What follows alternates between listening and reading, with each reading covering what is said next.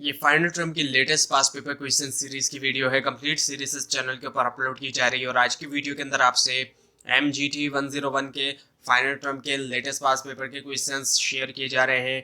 Final term exams के लिए बहुत से स्टूडेंट्स की तरफ से भी डिमांड है ये लेटेस्ट पास्ट पेपर के क्वेश्चंस की।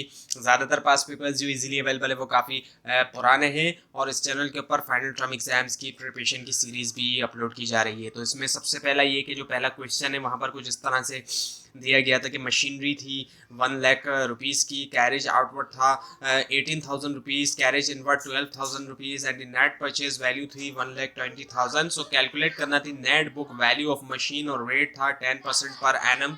Using the straight line method को यूज़ करते हुए इस क्वेश्चन को सॉल्व करना था।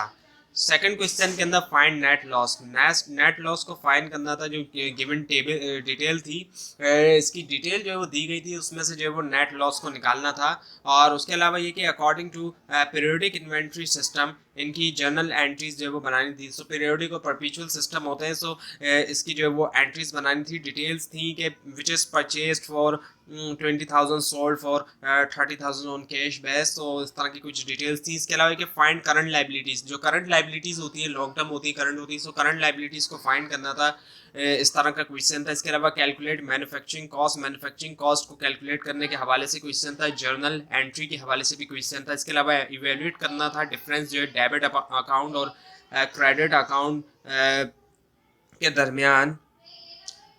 इस तरह से जो है वो क्वेश्चन थे। और आपको इस बारे में कोई कन्फ्यूजन है, खासतौर पर इसमें कोई मिस्टेक दिखाई दे, ज़रूर हाईलाइट कीजिए। और इस पूरी सीरीज़ को देखने के लिए और फाइनल टर्म एग्जाम्स की प्रिपरेशन के लिए इस चैनल को सब्सक्राइब कीजिए, बेल आइकन के ऊपर क्लिक कीजिए। Thanks for watching this video and best of luck for your exams.